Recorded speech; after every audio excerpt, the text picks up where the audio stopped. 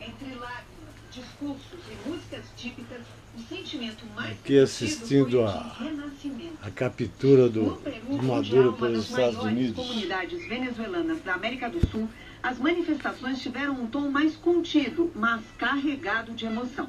Em frente à embaixada e em praças, famílias gravaram mensagens para parentes na Venezuela, lembrando os anos de separação e as dificuldades de viver longe.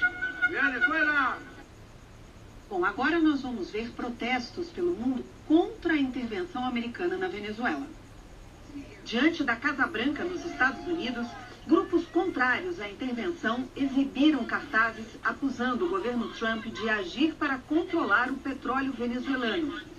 Nas ruas de Paris, a Praça da República também virou palco de protestos contra a operação militar na Venezuela. Manifestantes subiram na estátua central, acenderam sinalizadores e chegaram a queimar a bandeira norte-americana.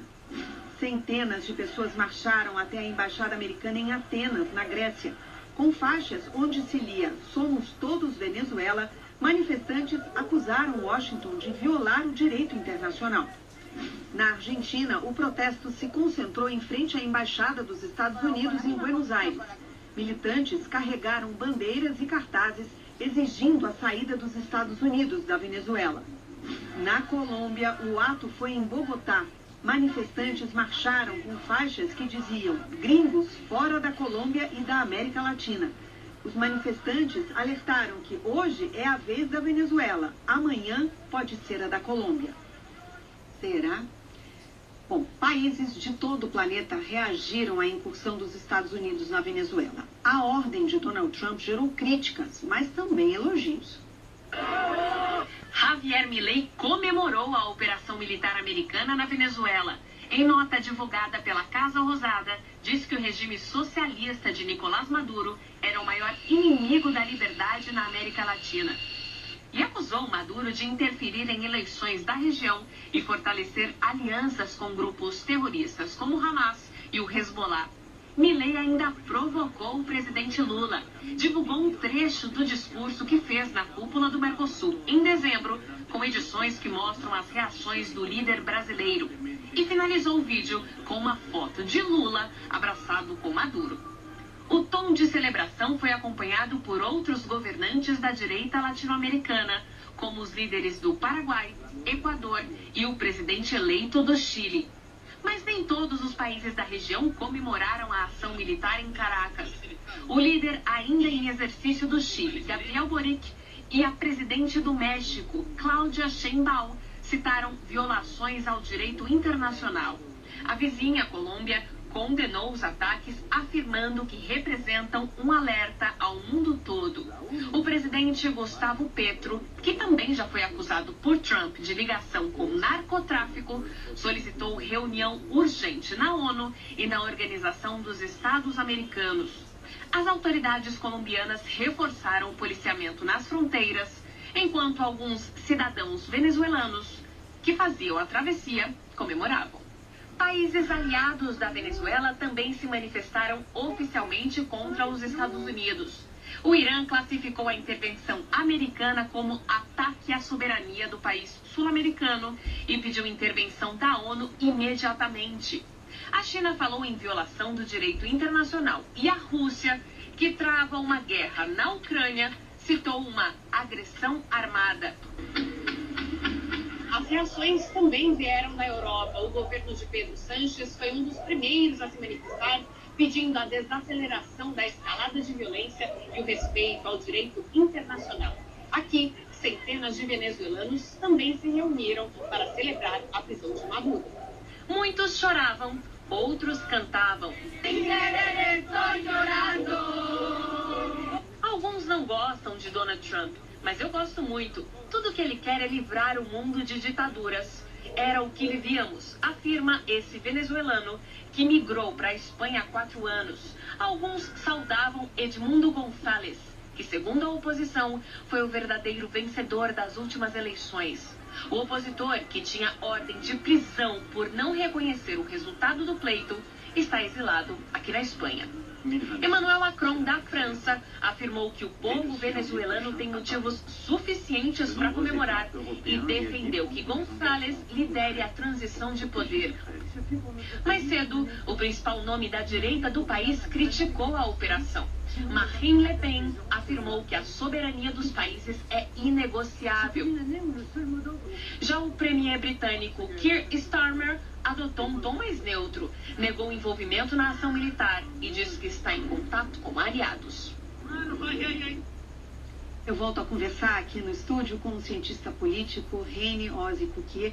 Professor, essas reações pelo mundo, algumas eram bem previsíveis, como a do Milei.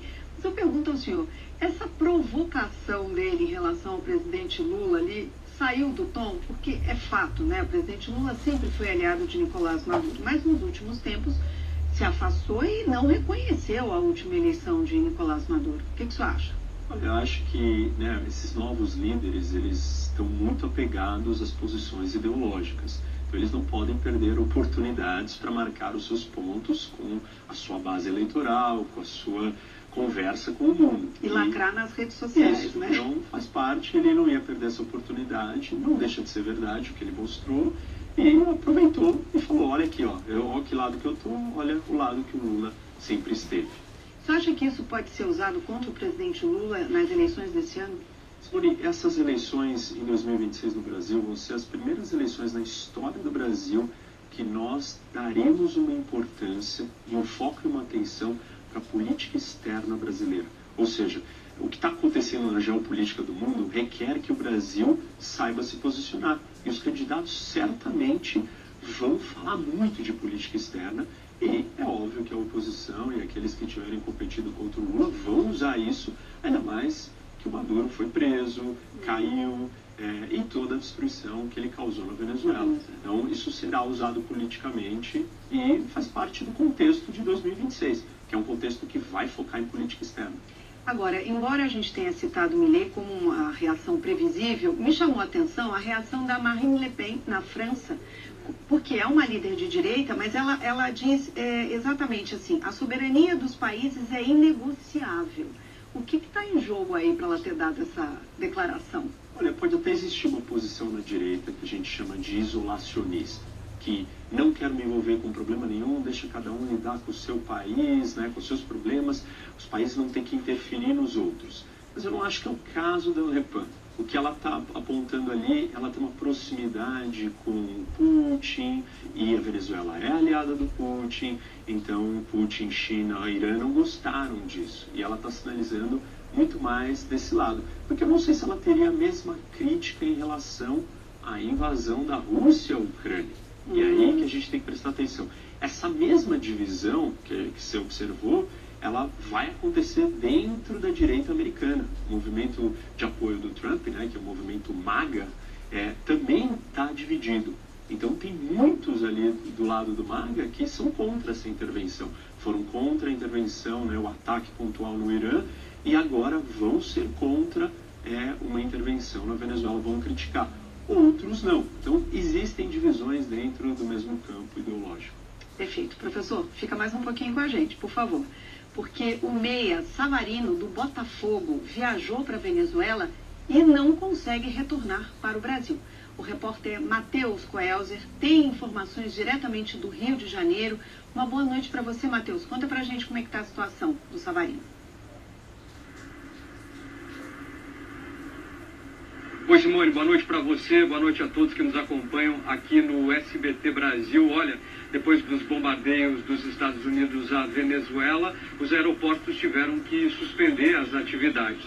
O jogador do Botafogo, Jefferson Savarino, deveria se apresentar amanhã ao Botafogo, mas em virtude dessa situação não vai ser possível, obviamente. Lembrando que o jogador do Botafogo, o Jefferson, ele foi eleito o Bola de Prata do Brasileirão de 2024, após o Botafogo conquistar o título de campeão. No mesmo ano também conquistou a Libertadores da América e nas duas competições Savarino foi um dos destaques da equipe. O atacante desperta interesse de diversos times no Brasil e no exterior e o Botafogo admite vender o passe do atleta na atual janela de transferência. Ele também está na seleção venezuelana, com a camisa 7 e não vai jogar a Copa do Mundo nos Estados Unidos, Canadá, México este ano. Os jogadores e sua família informaram que passam bem e esperam a situação se normalizar para poder retornar ao Brasil. Eu volto com você, Simone. Ok, Matheus, muito obrigada. E a seguir, quais são os próximos passos na Venezuela depois de Trump anunciar que Estados Unidos vão administrar o país até a transição? E as últimas informações sobre onde está Nicolás Maduro agora? O SBT Brasil volta já já e a gente te espera.